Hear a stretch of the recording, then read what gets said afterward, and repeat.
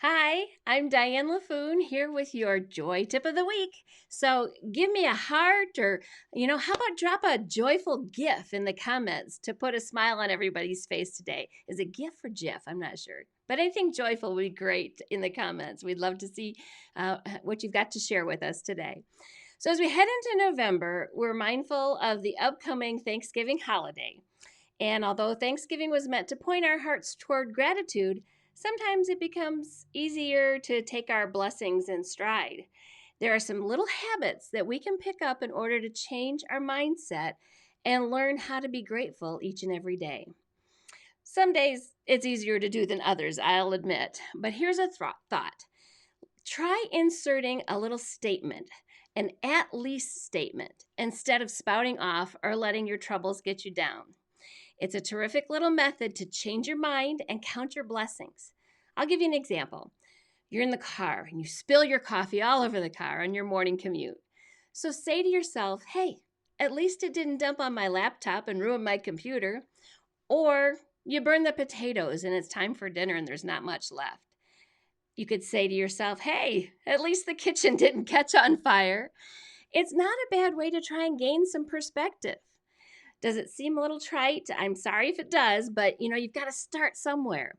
So when annoyances and disruptions occur throughout your day, instead of being a drama queen, I know we've got so many drama queens in our world, but instead of dramatizing the situation, try adding a little at least statement. My guess is that most of you who are watching have a roof over your head, you have working plumbing, you have something to eat in the refrigerator, and you likely have fresh drinking water. So there's always something, no matter how minor it may seem, to create an at least statement and shift your mindset so you can be grateful. Can it be something as simple as clean water to drink? Absolutely. Did you know that nearly 1 in 10 people worldwide live without clean water? That's twice the population of the United States.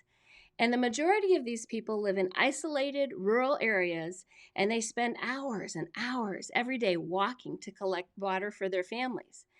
And because they have to spend all this time walking to collect this water, the children can't go to school, or the parents don't have time to earn money. They have to go on these mile walks to carry water, and the water often carries diseases in it that makes everyone sick.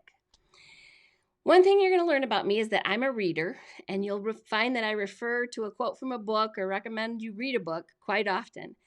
My parents, I'm very appreciative of this. They've always encouraged me to read. My dad always said, you become like the books you read and the people you spend time with, so choose carefully. So today I'm going to recommend that you pick up a copy of a book that I really enjoyed. It's entitled Thirst, a story of redemption, compassion, and a mission to bring clean water to the world. It's written by Scott Harrison. He was a 28-year-old nightclub promoter who spent all kinds of time, hopping from bar to bar, from nightclub to nightclub in New York. He was into drugs and alcohol, and he just got fed up with it. So he decided to sell everything and spend the next year on a hospital ship in West Africa. And during this experience, he discovered his true calling. So in 2006, with no money and with no experience, Harrison founded Charity Water, an organization that's dedicated to bringing clean drinking water to the people around the world. Honestly, I couldn't put the book down. His storytelling is engaging and inspiring, and if you haven't read it, put it on your books to read list right now. I'll link it in the comments here later. I'd love to hear from you. What do you recommend I read? I'd put it on my list as soon as you recommend it. So please list it in the comments. Let us know what you're reading or what you would recommend. And again, think about over the coming week, what could you add that at least statement to? When you've got a mishap or something goes wrong, just think of something you could say, well, at least, and make it a positive turn to kind of shift that mindset and be more grateful as we start into this month of November. And let me know how it goes. I always enjoy hearing from you. So tell me, hey, this happened this week, but you know what? I didn't let it get me down because I used that at least statement. So next week, we'll continue looking at ways to express more gratitude. I'm convinced in my heart of hearts that gratitude changes everything, and I encourage you to count your blessings all day long, not just in November, but all year long too. So thank you for joining me for this Joy Tip of the Week. Next Tuesday, same time, same place, we'll be right here.